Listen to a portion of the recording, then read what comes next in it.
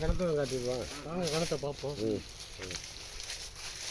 எது நம்ம இருக்குதா எல்லாருமே போகிறேன். ரோட்டுலேயே போகிறேன். ரோட்டுக்கு மண்டி போகிறேன்.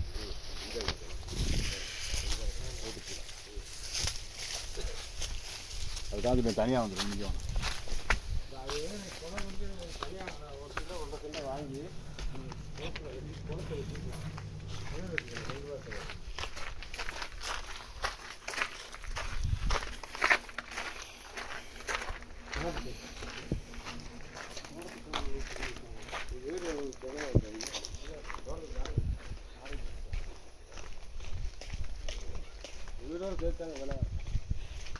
வீடோட சேர்த்து தான் பார்ப்பாங்க.